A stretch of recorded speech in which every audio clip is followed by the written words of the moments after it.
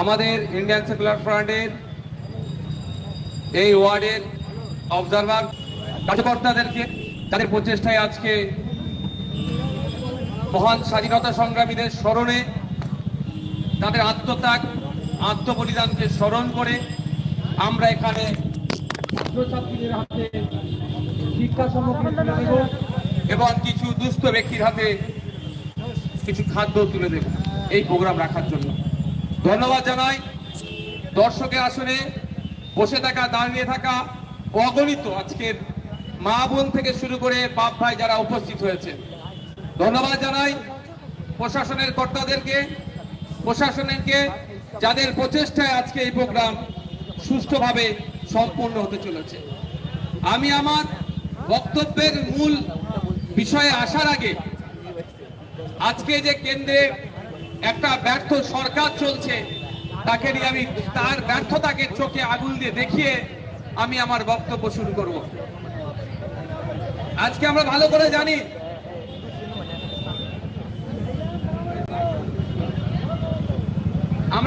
জানি আমাদের সমাজে বৃহত্তর অংশের হিন্দু সমাজের মানুষ যারা আছেন তাদের কাছে আজকের দিনটি অত্যন্ত পবিত্র এবং গুরুত্বপূর্ণ দিন। আজকের দিনে তারা তাদের ধর্মীয় বিশ্বাসকে সামনে রেখে সোনা গোল্ড কিনে তারা তাদের ধর্মীয় বিশ্বাসকে আমরা যথাযথ সম্মান দিয়ে আমি গুটি কয়েক কথা বলবো। 2014 সাল তখন 10 গ্রাম সোনার দাম ছিল 28,000 টাকা। আর আজকে যে দোকানে আমার হিন্দু সমাজের মা বোনেরা বাপ ভাইয়েরা সোনা কিনতে যাচ্ছেন গোল্ড কিনতে যাচ্ছেন 1,28,000 প্রায় 1,29,000। হিন্দু হিন্দু ভাই ভাই স্লোগান তুললেও শুভেন্দু অধিকারী একবারের জন্য বলছে না যে সোনার দাম কমাতে হবে। অন্তত ধর্ম পালন করার জন্য আমার হিন্দু ভাইরা মায়েরা যাতে কম দামে সোনা কেনে তাদের কাছে এই দিনটা গুরুত্বপূর্ণ আছে সেটা ঠিকঠাক পালন করতে পারে সেখানে কিন্তু কথা নাই। কারণ যে সমস্ত সোনা ব্যবসায়ীরা আছে ইন্টারন্যাশনাল লেভেলে যারা ব্যবসা করছে খোঁজ নিয়ে দেখুন কলমে ইলেকট্রাল বন্ডের নামে শুভেন্দু অধিকারীদের মানে যারা দিল্লি সরকার চালাচ্ছে তাদেরকে দিচ্ছে আর এখানে সোনার দাম বেরিয়ে আমাদের এলাকার হিন্দু গরিব মায়েদেরকে বাপেদেরকে ধর্ম চালানোর বরঞ্চ অসুবিধা তারা করছে। আজকে আমরা এই জায়গায় দাঁড়িয়ে কেন্দ্র সরকার जुमला प्रदेश सरकार पहले 2014 के पहले बहुत कुछ बोला था जब हम सत्ते में आएंगे 1 रुपया दोगे तो $1 मिलेगा। आज के दिन में हम लोग 1 रुपया दे रहे हैं उसके बाद $1 मिल रहे, लेकिन 2014 में सिर्फ 60 रुपया देने से $1 मिलता था। लेकिन आज के दिन में कितना देश पीछे जा रहा है। लेकिन उसका कुछ व्हाट्सएप यूनिवर्सिटी का कुछ स्टूडेंट्स है वो लोग ऐसे करके मार्केट में एक हवा बना के रखे हैं मोदी जी है तो कुछ अच्छा हो रहा है। लेकिन असल में क्या हो रहा है 2014 में 10 ग्राम गोल्ड का दाम था सिर्फ 28,000 रुपए 28,000 और आज के डेट में आज 10 ग्राम गोल्ड का दाम है 1,28,900 कुछ मतलब 1,00,000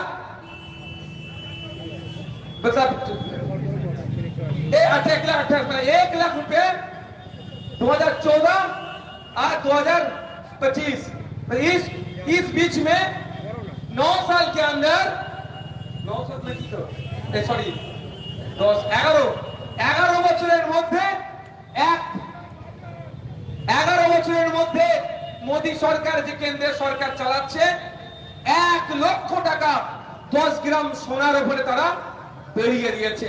এতে ক্ষতিগ্রস্ত কারা হচ্ছে?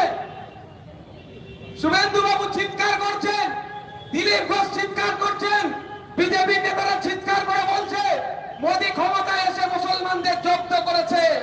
কিন্তু বলুন আজকের দিনে এই মার্কেটে আমি আস্তে আস্তে দেখছিলাম এই মার্কেটটা একটা মিনি ইন্ডিয়া। এখানে বিভিন্ন ধর্মের বিভিন্ন জাতের বিভিন্ন বর্ণের বিভিন্ন জনগোষ্ঠীর মানুষ বসবাস করে। এখানে প্রচুর দোকানে দেখছিলাম মানুষজন বেরিয়েছে, তাদের মার্কেটিং করছে। আমার হিন্দু সমাজের মা বোনেরা বাপ ভাইয়েরা বেরিয়েছেন খাস করে, তারা একটু তাদের ধর্মীয় রীতি অনুযায়ী একটু সোনা চাঁদি কিনবে। কিন্তু দাম কোন জায়গায় পৌঁছেছে?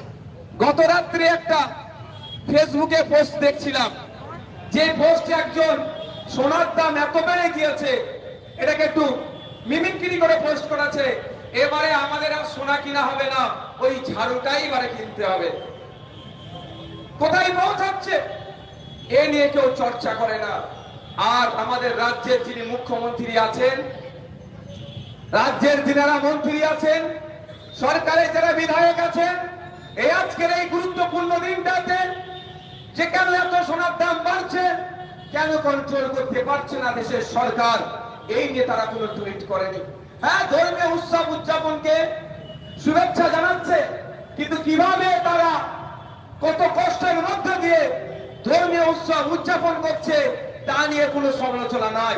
এখানেই ডিফারেন্স টিএমসির সাথে আইএসএফ এর, এখানেই পার্থক্য যে আইএসএফ কিসের মূল্যবোধের রাজনীতি করছে, ধর্মকে সামনে রেখে, ধর্মকে সামনে এগিয়ে দিয়ে এই রাজনীতি করে না আইএসএফ। আইএসএফ মনে করেন প্রত্যেকটা যে ধর্ম আছে, ধর্মের মানুষ, বর্ণের মানুষ, জাতের মানুষ, সে তার নাগরিক অধিকার নিয়ে বেঁচে থাকুক, তার নাগরিক অধিকারের উপরে যখন কেউ হস্তক্ষেপ করবে তার বিরুদ্ধে দাঁড়াবে। তাই আজকে এই মঞ্চ থেকে মোদী সরকারের ব্যর্থতাকে আমরা তুমুল সমালোচনা আমরা করছি, এবং সাথে সাথে আগামী দিনে যাতে এই সোনার দামকে কন্ট্রোল করা যায় তার ব্যবস্থা করুক কেন্দ্রের জুমলাবাজের সরকার, আমরা এই স্টেজ থেকে বলবো। বন্ধুগণ, শুনছিলাম যে এই প্রোগ্রাম করতে গিয়ে অনেকের অসুবিধা হচ্ছে, অনেকে বাধা দিচ্ছে। বাধা দিয়ে অসুবিধার কেন ভাই? আচ্ছা, আমরা আসি, কাউকে কি আপনাদের যারা এসে উপস্থিত হয়েছেন মায়েরা, बैठे ना आप लोग, बैठे, चेयर नहीं तो 2 चेयर उठा के बैठ जाइए। यहाँ पे बहुत सारे माँ बहने हैं, बाप भाई हैं, आप लोग बोलो, अब दिल में हाथ रख के बोलिए, आप लोग किधर आए हैं? किसी को बिरयानी का पैकेट 500 रुपए हाथ में डाल के लेके आए हम लोग? हाथ उठा के बोलिए, किसी को लेके आए? यही उन लोगों का डर है, यही उन लोगों का डर है। वो लोग इतना मजमा अगर करेगा तो यहाँ पे लाखों से ज्यादा रुपया उनको खर्च करना पड़ेगा, 500 रुपया देना पड़ेगा, एक बिरयानी का पैकेट देना पड़ेगा। लेकिन हम लोग आपके लिए एक भी रुपया नहीं दिए, आप लोग दिल से क्यों आए? हम लोग सच बोल रहे हैं, आने वाला दिन में क्या क्या करना चाह रहे हैं हम लोग, उसी के चर्चे में वो चर्चा होगा। आप लोग सुनने आए हैं, हमारा जो हक का आवाज हम लोग उठा रहे हैं उसके साथ आप लोग देने आए। আমার হিন্দি উর্দু অতটা ভালো নয়, আমাকে একটু ক্ষমার নজরে দেখবেন, এখানে যেহেতু বিভিন্ন ভাষার মানুষজন আছে, ওটা ক্ষমার নজরে দেখবেন। আমি 100% বাঙালি, আমার বাংলাটাই সব থেকে ভালো হয়। তাই আপনারা যেহেতু অন্য অন্য জবানের মানুষ, ল্যাঙ্গুয়েজ ভাষার মানুষ আছে, তাই একটু একটু বলার চেষ্টা করবো। তা আমরা উপস্থিত হয়েছি কেন, আমাদেরকে আটকাচ্ছে কেন, এটাকে বুঝতে হবে। আমরা একটা অল্টারনেটিভ দিশা দিতে চাইছি। দিশাটা কি হবে? এখানে আপনারা ভাবুন, আপনারা এই কর্পোরেশনের আন্ডারে আছেন, দুর্ভাগ্যের বিষয় কতদিন আপনারা আপনাদের পাবলিক রিপ্রেজেন্টেটিভ ছাড়া আছেন? আপনারাই বলুন, কতদিন আছে? আমার জানা মতে 6 মাস পার হওয়া যায় না, 6 মাস না 2 বছর, ঠিক মনে আসছে না, 6 মাস পার হতে হবে না, পাবলিক রিপ্রেজেন্টেটিভ দিতে হবে। আপনারা পাচ্ছেন, তার পরিবর্তে কি তার অফিসারকে নিয়োগ করে আপনাদের জনপ্রতিনিধির যে অধিকার আছে সেটা বঞ্চনা হচ্ছে, বঞ্চিত হচ্ছেন, আর এর পরিবর্তে শাসক তার মতো ভাবে কাজ করে দিচ্ছে। জনপ্রতিনিধি থাকলে কি হবে? আপনার এলাকার ডেভেলপমেন্ট, আপনার এলাকার সমস্যা কি প্রয়োজন আছে, কোনটা দরকার ইমিডিয়েট, সেই সমস্ত গুলো গিয়ে কর্পোরেশনের মিটিং এ আলোচনা করবে, ওখানে চর্চা করবে, এবং সরকারকে এই কর্পোরেশনের যারা নির্বাচিত জনপ্রতিনিধিদের আওয়াজ তুলবে এবং যাদের সংখ্যাগরিষ্ঠতা থাকবে তারা এই নিয়ে কথা বলবে। কিন্তু আমাদের দুর্ভাগ্য, আমাদেরকে প্রোগ্রাম করতে দিচ্ছে না। আর একটা সব থেকে বড় কথা, अभी देखिएगा पार्टी में खास करके 2-3 जगह के आदमी का नाम हम बोल रहे हैं। आप जंगल महल एरिया में जाओगे, वहां पे जो एसटी एससी जो सेल का जो लीडर है, वो लोग खुद को समझता है एक मिनिस्टर। आप जहां माइनॉरिटी ज्यादा रहते हैं वहां पे चला जाइए, वहां का जो माइनॉरिटी सेल का जो लीडर है वो खुद को समझता है वो चीफ मिनिस्टर। लेकिन उनका सिर्फ नाम का एक लीडर है, कुछ उनका फंक्शन नहीं है। अगर कुछ फंक्शन रहेगा तो उन लोग को बोलो भाई एक हम वीडियो बना रहे हैं, तो एक बात बोलो। क्या बात है? सेंट्रल का मोदी जी जो लॉ लेके आए हैं, वाकफ अमेंडमेंट एक्ट 2025, ये अच्छा नहीं है। बंगाल की असेंबली में इसके खिलाफ एक रेजुलेशन पास होना चाहिए। ये इनवैलिड कोई बात है नहीं, या वैलिड बात है? वैलिड बात है। तो माइनॉरिटी का लीडर है, माइनॉरिटी सेल का लीडर है, बहुत बड़ा बड़ा फेंकता है, ये करेंगे देंगे वो कर देंगे। उनको पूछो तुम कितना बड़ा लीडर है, हम भी देखना चाहते हैं। तुम माइनॉरिटी का हो, और वाकफ अमेंडमेंट एक्ट भी माइनॉरिटी के साथ रिलेटेड है। तुम माइनॉरिटी के बारे में दो बात बोल दो, हम एक वीडियो बना रहे हैं। वो अगर भूल गलती से भी बोल देगा, वो वीडियो घूमते घूमते यहाँ का लीडर होते होते अगर कालीघाट में चला जाएगा, तो मतलब गया सुबह शाम में देखिएगा उसका वक्त खत्म। ये इतना पावरफुल लीडर है, एक बात बोलने से इसका कहानी खत्म होगा। तो और वो रहने से भी क्या फायदा है? उसके छोड़ के हमारा बंदा जो है, खास करके वो बहुत पावरफुल है, और कम से कम बोल तो सकते हैं। जो यहाँ पे हाई स्कूल का हालत खराब है, ये बोलने का हक तो हम लोग रखते हैं। ये हमारा, और अब तुम सत्ताधारी पार्टी का एक लीडर हो, तुम बोल नहीं सकते हो, अब बोल नहीं सकते हो। हम लोग अपोजिशन में है, हमारा कोई नहीं है, सिर्फ एक एमएलए है, फिर भी हम लोग सीना तान के बोल रहा है कि यहाँ पे ये गलत हो रहा है, इसको नहीं होना चाहिए। ये उनसे और हमारा आपसे डिफरेंस है। उसको जितना बोलना है बोलने दीजिए, उनका ऊपर वाला, उसका भी ऊपर वाला हम लोग को जानते हैं। हम लोग किस किस मुद्दे पे चर्चा करते हैं। आज यहाँ आके बोलना पड़ रहा है कि देखिए हमारा जो फ्रीडम फाइटर्स हैं उनका मेमोरी में हो रहा है। आज आप देखिएगा, आप लोग तो जानते हो मुझे 42 डेज जेल में रखा गया था। मेरे खिलाफ फर्जी केस बना के 42 डेज जेल में रखा गया था। इतना सारे फ्रीडम फाइटर्स हैं, आप लोग उसके बारे में सब कुछ जानते हो, तो हम भी थोड़ा कुछ बोलेंगे, ज्यादा नहीं, क्योंकि ऑलरेडी आप जानते हैं इन लोगों के बारे में। हमारा डिस्ट्रिक्ट, हुगली डिस्ट्रिक्ट का एक फ्रीडम फाइटर के बारे में हम बोल रहे हैं। 19 साल का वो उम्र उसका नहीं गुजारा, वो हमारा देश के लिए, संविधान के लिए, आप और हमारे लिए शहीद हो गया था, कुर्बानी दे दिया था। शहीद गोपीनाथ साहा, उसका नाम है शहीद गोपीनाथ साहा। श्रीरामपुर, यहाँ से आप लोग जानते हो, हुगली श्रीरामपुर, उनके उधर ही, मतलब एड्रेस उनका उधर ही है। सिर्फ 19 साल की उम्र में देश के लिए शहीद हो गया। जब हमको जेल में रखा गया था, प्रेसिडेंसी जेल में, सेल में हमको रखा गया था, तो 24 आवर्स कैसे हम निकालेंगे, कैसे निकालेंगे? कोई नहीं है सेल में, तो पेपर वगैरह हम पढ़ते थे, जो भी मिलते थे, तो ওখানে পেপারে পড়তে পড়তে একদিন এক শহীদের জীবনী আমি পড়লাম। শহীদ গোপীনাথ সাহা 19 বছর বয়সে দেশের জন্য জীবন দিয়েছিল। সেই সময় কলকাতার নগরপাল যিনি ছিলেন, অত্যন্ত ব্রিটিশ নগরপাল, আমাদের স্বাধীনতা সংগ্রামীদের উপরে, আমাদের বাংলার মানুষের উপরে, দেশের মানুষের উপরে প্রচুর অত্যাচার করত। उनका बहुत गुस्सा हो गया था। 19 साल का लड़का था, तो वो बेटे को हम मारेंगे, वो हमारा देश के आदमी के ऊपर इतना जुल्म करेगा, उसको हम उठा देंगे दुनिया से। মনের মধ্যে সংকল্প নিয়েছিল।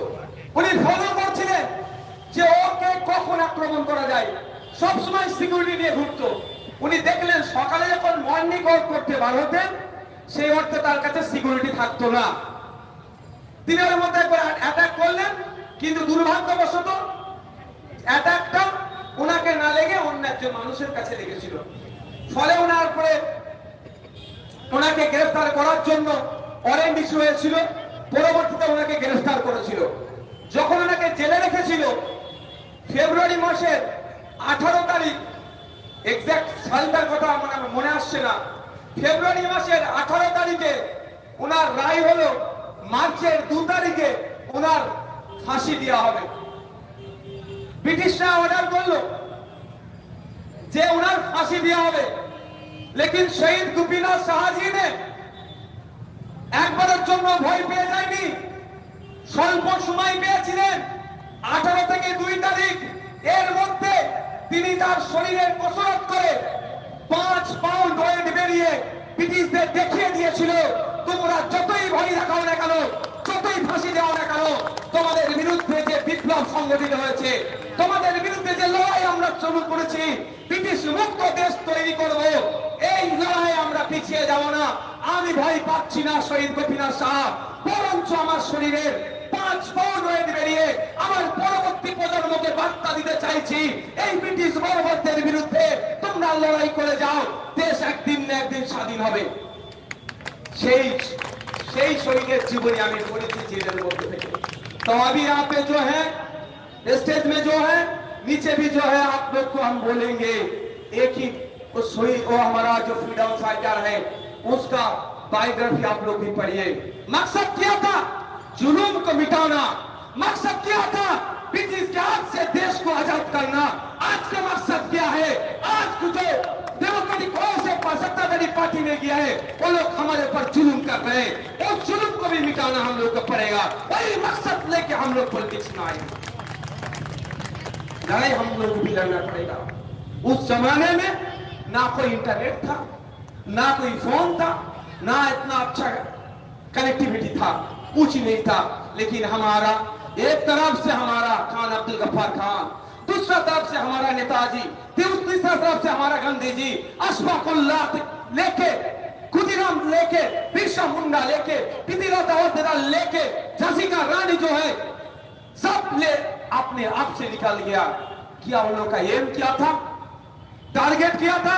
एक ही टारगेट था, ब्रिटिश के खिलाफ हाथ से हमारा देश को आजाद करने का। उन लोग लड़ाई किए हैं, लाखों आलिम उलामा लेके साथ में शहीद होने के बाद हम लोग का आजाद देश मिला। उसके बाद बाबा साहेब आम्बेडकर जी ने 2 साल 2 বছর 11 মাস 18 দিন অক্লান্ত পরিশ্রম করে আমাদেরকে সংবিধান দিয়ে গেছে। সেই সংবিধানে আমাদের প্রত্যেকের অধিকারের কথা উল্লেখ আছে। আজকে আমাদের দুর্ভাগ্য সংবিধান কি বদলে দেওয়ার চেষ্টা করছে।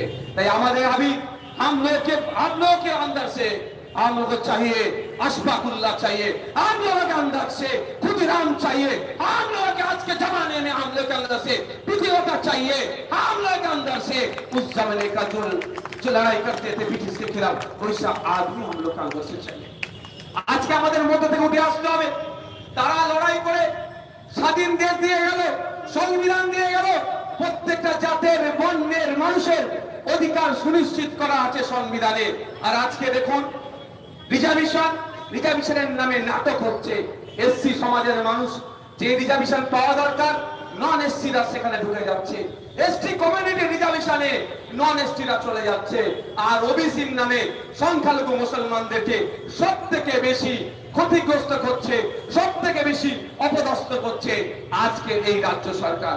आपके यहाँ के जो खास करके माइनॉरिटी लीडर जो वोट फेंकते हैं उनको पूछो, जब पिछले वाला जो बीसी रिजर्वेशन था उसको तोड़ के जो नया रिजर्वेशन आप लेके आए आपका सरकार, इसमें से एक मुसलमान को आप डेवलप हुआ, एक मुसलमान के पास में गया, एक का नाम बताने के लिए उनको पूछो।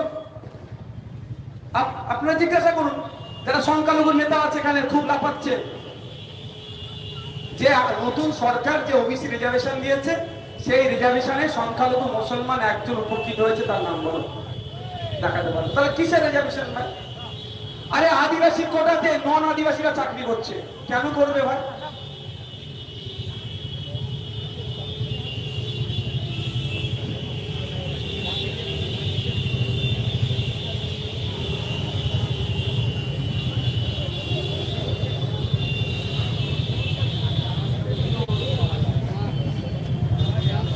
आराम से दीजिए, कोई दिक्कत नहीं। हॉर्न देने से दिल में सुकून आएगा तो ज्यादा दीजिए, हम भी सुनेंगे। दीजिए दीजिए, आप भी दीजिए, देखने इसको जेंटलमैन लगते हैं, दीजिए, दिल से दीजिए। हमसे हंसते हैं, यही मेरा खराबी है। जो बुराई होते है वह भी हंसते, जो अच्छा होता है वह भी हंसते। चलो दीजिए दिल से, हम सुनेंगे। हम गंदा मतलब खराब रिएक्ट नहीं करेंगे, क्योंकि जो अभी हॉर्न दे रहे हैं उसके लिए भी हम लड़ाई लड़ रहे हैं, उसको अभी पता नहीं चलेगा। आने वाला दिन में भी उसको पता चलेगा कि उनके लिए भी हमारा लड़ाई था। बहुत सारे आदमी फेसबुक में हमको बहुत गाली दिया, फिर बाद में आके हाथ पकड़ के बोला नहीं भाईजान उस दिन मेरा गाली देना था, अच्छा नहीं था। क्योंकि हम अभी जो है मुद्दे पे लेके लड़ रहे हैं। सिर्फ मुसलमान का मुद्दा नहीं है, आदिवासी का मुद्दा नहीं है, दलित का मुद्दा नहीं है, हमारा मुद्दा है, देश का मुद्दा है, बंगाल का मुद्दा है। अब जाके आप अपना यहाँ पे जो करीबी हॉस्पिटल है वहां पे जाके आप ट्रीटमेंट करने जाइए, आप जाइए, प्रॉपर ट्रीटमेंट आपको मिलेगा। बेड मिलेगा तो डॉक्टर नहीं है, डॉक्टर होगा तो कोई आपको क्या बोलते हैं, अगर स्कैन वगैरह जो भी एक्सरे वगैरह जो भी आप करने जाओगे, बोलेगा एक्सरे मशीन है तो टेक्नीशियन नहीं है, टेक्नीशियन है तो पेंट करने का जो रिपोर्ट आएगा उसका पेपर नहीं है। यही चल रहा है ना, इसको बंद करने के लड़ाई में हम लोग हैं। तो उनका भी हक के लिए हम लड़ रहे, आज में तो कल उनको पता चलेगा। उससे आज वो लोग खराब कर रहे हैं, इसलिए उसको खराब रिएक्ट भी नहीं करना चाहिए। तो दोस्त हम लोग जब आ रहे हैं यहाँ पे, आज भी मार्केट भी चल रहा है, बहुत आदमी है। আপনারা যদি রাস্তাটা ছেড়ে দেন অসুবিধা হয় না, পথ চলতি মানুষের অসুবিধা হবে না। আপনারা এদিকে চলে আসুন, এদিকে তো অনেক জায়গা আছে, আপনাদের দেখতে সুবিধা হবে তাহলে ওনাদের। হ্যাঁ গাড়ি লোকাও আছে, রাস্তা রাস্তা রাস্তা চালু রাখবে। যেটা বলছিলাম, তাহলে আমাদের স্বাধীনতা সংগ্রামীরা সেই সময় ইন্টারনেট ছিল না, সেই সময়ে কোনো ফোনের ফ্যাসিলিটি সেই অর্থে ছিল না, এত ভালো কানেক্টিভিটি ছিল না। তারা কিন্তু রাস্তায় বার হয়েছিলেন, লড়াইয়ের ময়দানে ছিলেন, একটাই চিন্তা ছিল, একটাই লক্ষ্য ছিল, দেশকে আজাদ করতে হবে ব্রিটিশদের কালো থাবা থেকে। ব্রিটিশরা যেভাবে ভারতীয় নারী পুরুষের উপরে অত্যাচার করছে, অত্যাচারের হাত থেকে দেশকে মুক্ত করতে হবে, সেই জন্য তারা বাইরে বেরিয়েছিল, রাস্তায় তারা লড়াইয়ের ময়দানে এক হয়ে ব্রিটিশদের বিরুদ্ধে লড়াই করেছিল। আজকের দিনে আমাদের হাতে ইন্টারনেট আছে, মিডিয়া আছে, এত ভালো কানেক্টিভিটি, এত ভালো যোগাযোগ, সহজেই আমরা এক প্রান্ত থেকে অপর প্রান্তের সমস্যার কথা জানতে পারছি, তাদের সমস্যাগুলোকে নোটিশ করছি, প্রতিবাদ করতে পারছি। তাহলে আমাদের কারো এগিয়ে আসতে হবে। আজকের দিনে সংবিধানের উপরে যারা আঘাত দিচ্ছে, আইনের উপরে যারা আঘাত দিচ্ছে, নাগরিক অধিকারের উপরে যারা আঘাত দিচ্ছে, তাদের বিরুদ্ধে ঐক্যবদ্ধ হয়ে, দলবদ্ধ হয়ে তাদের বিরুদ্ধে গণতান্ত্রিক প্রক্রিয়ায় জবাব দিতে হবে। এই জবাবের মাধ্যমটা কিন্তু একটা গুরুত্বপূর্ণ, সেটা হচ্ছে ভোট। এটা মাথায় রাখেন। সারা বছর আপনারা বললেন এই খারাপ ও খারাপ, আর ভোটের দিনে গিয়ে কি বললেন, এটা না হয়ে যায়। এটা মাথায় রাখবেন, এটা আমরা গুলিয়ে ফেলি। এই গুলিয়ে ফেলাটা হচ্ছে আমাদের সাড়ে 4 বছর দেখলেন সমালোচনা করলাম। এই এখন ভোট আগে আসছে, দেখবেন কিছু নেতা ফেসবুকে পাবেন, 4.5 বছর খুঁজে পাওয়া যাবে না। যখন বিদ্যুৎ মন্ডলকে খুন করলো বিষ্ণুপুর থানাতে, তাদেরকে খুঁজে পাওয়া যায়নি। শিকারী মোড়া আদিবাসী ছেলেটাকে খুন করলো, তাকে খুঁজে পাওয়া যায়নি। আনিস খানকে খুন করলো, তাকে খুঁজে পাওয়া যায়নি। কিন্তু 4.5 বছর পরে এখন সে রাস্তায় নামবে, মিডিয়াতে আসবে, ভালো ভালো কথা বলবে। এইটা থেকে সজাগ সতর্ক থাকতে হবে। বন্ধুগণ, আমি হাফেজ মির নিসার আলীর আর একজন স্বাধীনতা সংগ্রামীর জীবনী বলছি। প্রথম কার জীবনী বললাম? শহীদ গোপীনাথ সাহার জীবনী বললাম। হাফেজ মির নিসার আলী, बीबीसी একটা সমীক্ষা চালিয়েছে। बीबीसी ने एक सर्वे किया था, बंगाल के टॉप 20 जो बंगाली आदमी है, पावरफुल कौन कौन है। সর্বকালের সর্বশ্রেষ্ঠ 20 জন বাঙালির মধ্যে 11 নম্বরে আছেন হাফেজ মির নিসার আলী। সেই সময় ইন্টারনেট ছিল না, সেই সময় ইন্টারনেট ছিল না। জমিদার আর ব্রিটিশদের অত্যাচারে কৃষকরা অতিষ্ঠ হয়ে উঠেছিল। ব্রিটিশ আর জমিদার মিলে কৃষকদেরকে শোষণ করছিল। সেই সময় হাফেজ মির নিসার আলী তার সময়ে ৮৩,০০০ কৃষককে এক করে ব্রিটিশ আর জমিদারদের বিরুদ্ধে আন্দোলন সংগঠিত করেছিল। তাই আমার বলার বক্তব্য এটাই, যদি সে তার সময় কোনো ইন্টারনেট ছিল না, কোনো ফোন ছিল না, সেই রকম যোগাযোগ ব্যবস্থা ঠিক ছিল না, যদি ৮৩,০০০ কৃষকদেরকে নিয়ে ব্রিটিশদের বিরুদ্ধে লড়াই করতে পারে, তাহলে আজকের দিনে আমরা কেন এত ভালো গণতন্ত্র আমরা বিলম্ব করছি? এই পাওয়ারফুল গণতন্ত্রে এই চাকরি চোর, এই তোলাবাজদের বিরুদ্ধে কেন লড়াই করতে পারবো না? করতে হবে আমাদেরকে, এই লড়াইটা চালিয়ে যেতে হবে। আর একটা কথা ভাই, একটা বাংলায় প্রচলিত কথা আছে, গাছে উঠবে না রাঙা পাখি নেবে। বাংলায় একটা প্রচলিত কথা আছে, গাছে উঠবে না রাঙা পাখি নেবে। মানে আপনার পাখির দরকার আপনাকে গাছে উঠতে হবে না। তাহলে আপনাকে আপনার সমস্যা হচ্ছে, আমার সমস্যা হচ্ছে, আমাকে আপনাকে রাস্তায় থাকতে হবে। আমার আপনার হয়ে কেউ চিৎকার করবে না। যা চিৎকার হচ্ছে ভুয়ো হচ্ছে। যদি সঠিক চিৎকার হতো তাহলে দেউচা পাশামিরে আদিবাসীদের উচ্ছেদ করার যে প্রচেষ্টা চলছে তা নিয়ে কথা হতো। যদি সঠিকভাবে আপনার আমার হয়ে কথা বলতো তাহলে অর্থাৎ সংশোধনী আইনের আন্দোলন এখানে দিল্লি এখানে করতে হবে না, দিল্লিতে গিয়ে করো এ কথা বলতে পারতো না। যদি সঠিকভাবে যদি আপনার আমার জন্য সত্যিকারের চিৎকার করতো তাহলে ওবিসি সার্টিফিকেট নিয়ে তারা এই বিচারিতা করতো না, বা फेक ST/SC सर्टिफिकेट নিয়ে কথা বলতো। आप लोग सुन के हैरान हो जाओगे, कुल मिला के पूरा बंगाल में मतलब 1 करोड़ के ज्यादा आदिवासी समाज का कोई नहीं है।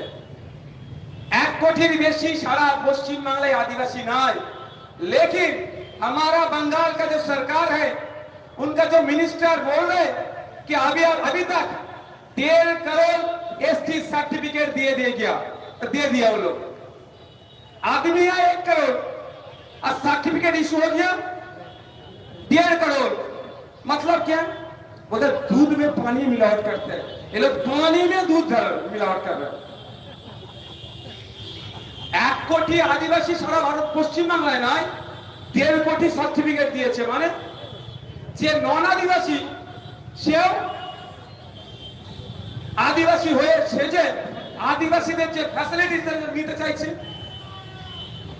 यही सरकार चल रहा है आज के दिन में। तो इसके खिलाफ हम लोग का लड़ाई है। आदिवासी समाज का आप लोग थोड़ा इतिहास पढ़ लीजिएगा। हमारा अरे बाबा প্রথম সশস্ত্র আন্দোলন করেছিল बिरसा मुंडा, सिद्धू मुर्मू जी, कान्हू मुर्मू जी, उनका पूरा फैमिली देश के लिए शहीद हो गए थे। बिरसा मुंडा लेके कुर्मी समाज का चुनीराम महातो, गोपीनाथ महातो से लेकर बहुत सारे देश के लिए कुर्बानी दे दिया। आज के उनके हक के लिए बोलने का आदमी नहीं है। जो संविधान उनको हक दिया है वो भी छीनने का कोशिश में है। ये हम लोग को मिल के लड़ाई करना होगा। आज यही बात बोल रहे कि किन लोगों के मतलब मेमोरी में हो रहा है, इसीलिए हम बोल रहे हैं। तो दूसरे बात हम लोग आप लोग को हम बताते थे।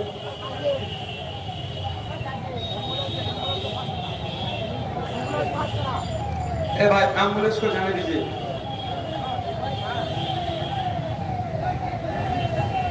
ए भाई एम्बुलेंस को जाने दीजिए, पहले एम्बुलेंस को जाने दीजिए।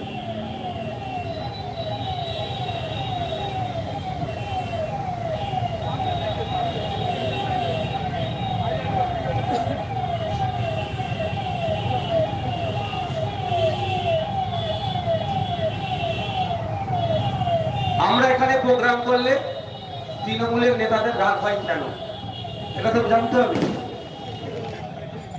আমরা এখানে প্রোগ্রাম করলে এই জন্যই তৃণমূল নেতাদের রাগ হয়।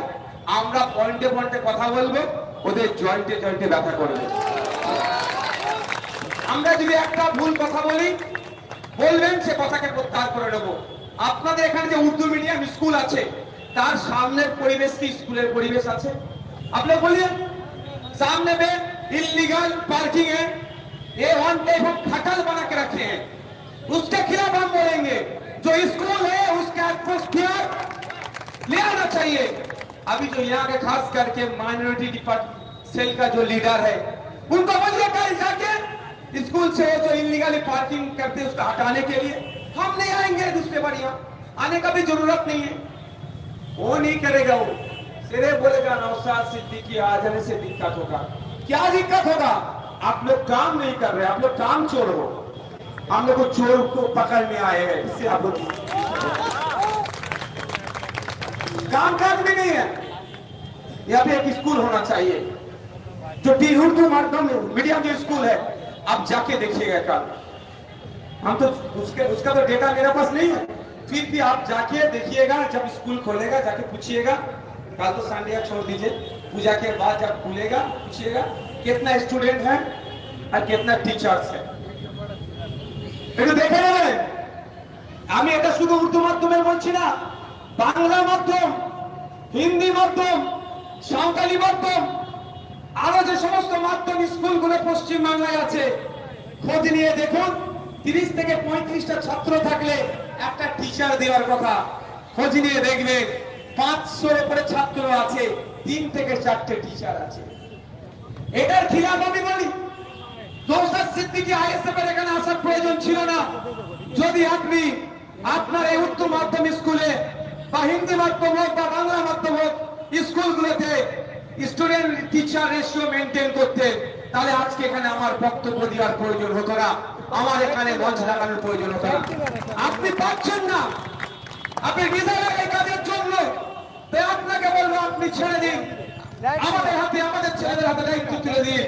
আমরা বুঝিয়ে দেব কিভাবে স্কুলগুলোকে পরিচালনা করতে হয়, হসপিটালগুলোকে কিভাবে ডক্টর অ্যারেঞ্জ করতে হয়, হসপিটালগুলোতে কিভাবে ঔষধ রাখতে হয়, সেখানে যার সমস্ত ইকুইপমেন্ট যেগুলো আছে যা সঠিকভাবে কিভাবে দিতে হয় তার ব্যবস্থা আমরা করব। আপনারা করবেন না, আঁকড়ে ধরে বসে থাকবেন। আর আমরা ওদের ভুলগুলো যখন দেখিয়ে দিতে আসবো, তখন আমাদের উপরে কি হবে? গুসা দেখাবে, মিথ্যা মামলা দেখাবে, মিথ্যা মামলা দিয়ে আটকাবে। আচ্ছা আপনারা বলুন, বিজেপির নেতারা যেভাবে, সবাই বলুন, শুধু ম্যাক্সিমাম যে